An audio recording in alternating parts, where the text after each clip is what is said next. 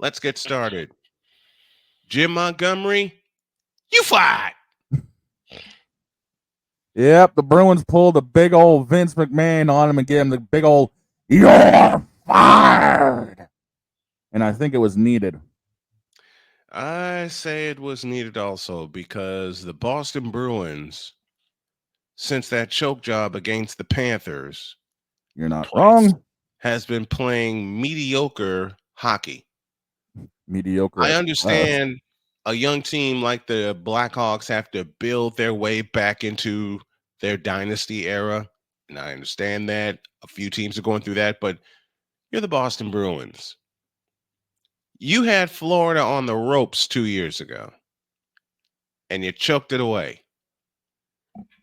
1 year later, you play the Panthers again, and you choke that away. I think those two losses led to Jim Montgomery's firing. Well, it doesn't help. We've gone basically 500 this season to start with. I mean, let's be real about it. We've had goalie inconsistency, and that's the nice way of putting it. Oh, We yeah. end up letting Olmark get away and go to Ottawa. Mm-hmm. We just haven't found our offensive groove yet. And, it starts with coaching. It does. Listen. The Bruins have these star-powered roster like the Edmonton Oilers. Yet the Edmonton Oilers, even when games without McDavid, have at least kept a winning record. Yeah, and again, there's our biggest problem is, we have offense. Yeah, we have goaltending. It's just been too inconsistent. And when we haven't been able to throw down with our stars, we've basically been shut down.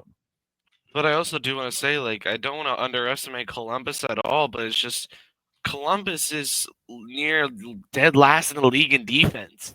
They have one of the worst defensive teams. They have a pretty good offensive team, but defense is non-existent in Columbus, just like it is in Cleveland for both the Cavaliers and the Browns, just like it is in Cincinnati, just like the outfield for the Cleveland Indians.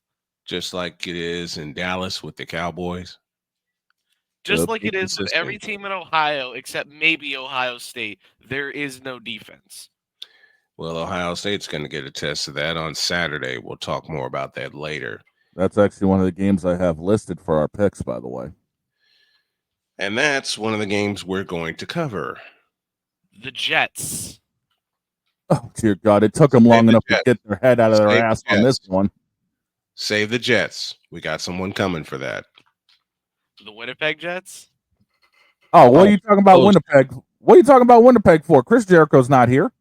Because nobody cares. Because they're the best team in the league. True.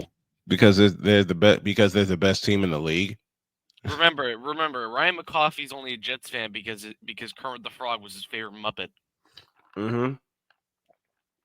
The Winnipeg Jets took a 5-0 loss to the defending champs, Florida Panthers, and then come back on Tuesday night and beat the Panthers 6-3 in their home.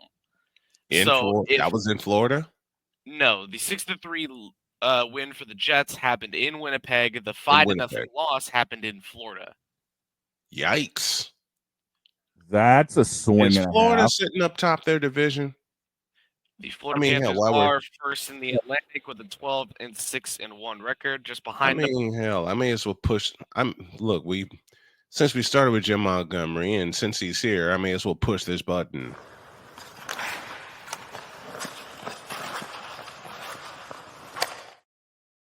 Our hockey talk this morning is powered by SeatGeek. Go to some games, go to some concerts, but use the code Snowman when you find the seat that you want, and you get $20 off of your first order. NHL starts our broadcast this morning, and matter of fact, Droid, go through the divisions. How many games are on the docket tonight? May as well. Tonight, Wednesday, November 20th, you have two classics in the Hurricanes and Flyers, with the Flyers finally finding their footing in terms of defense. And then you also got the Golden Knights and Maple Leafs, both 11-win teams. Both only have 5 to 6 losses in Jesus Christ, in full time, and then you have 2 overtime losses each. Your blowout of the night is going to be the Dallas Stars versus the San Jose Sharks. That's going to be at 7 p.m. Central, 8 p.m. Eastern. You got the Nashville Predators versus the Seattle Kraken. Y'all want to pick them? Y'all want to pick them? We may as well just make this a full hockey segment before we go to break. Y'all want to pick them? Yes, no. I mean, I think I know where we're going to be going. Droid's leaning no. Droid's leaning no. I mean, come on. If this was yesterday, maybe. But not tonight. But we only have one good game tonight, so no. I mean, I'm looking at tomorrow's. However, slate, and it's going to be better if you ask me. I might call Leafs Golden Knights tonight on the Grilled Sportscast channel. Okay. Are they hooked up with us now? They're not. Droid, shame on you. Yeah. They're not hooked Shut up, LeBron. And we'll hear more of that later. But another thing I wanted to talk about was the Washington Capitals going from a dead last team last year to the number 1 team in the Metro after dethroning the New Jersey Devils' long reign of the Metro so far this year. The Washington Capitals, led by Alexander Ovechkin, who is looking to become the greatest goal scorer to ever touch the ice. He ain't. I'm old. I'm gonna mess with Droid on that point every chance I get. But yeah, Ovechkin is slowly. How many goals away is he? 26 to tie, 27 to break it. 27's the magic number. I think he'll get that right after the All-Star break. Dirty play ended up getting Ovechkin injured. He is out with a leg injury for a TBD time. And also, dear Toronto, bleep you, and bleep a whole lot of you.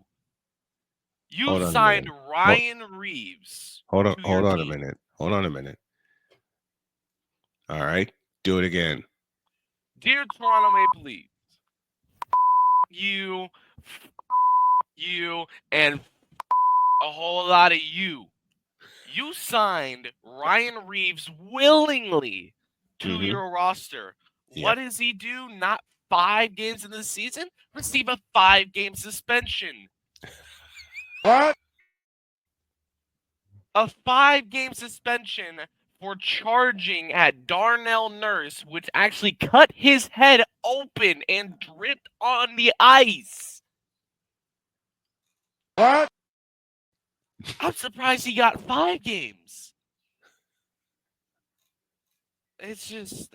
What? It's disappointing. Like, what? I'm about to knock some sense into you. But tomorrow... you can't catch me. But... I, of course, as somebody who grew up on a heavy-hitting era in hockey, where hockey was at its all-time physical, the league's getting soft, but also it's getting, how do I say this? It could become lethal at some point with how dirty some of these players are getting. If it was a clean, massive hit in the open ice, I would have been like, yeah, that's beautiful. I love that. If you've seen Nathan McKinnon's reverse hit against the Islanders, you know what I'm talking about. Yes. I love seeing hits like that.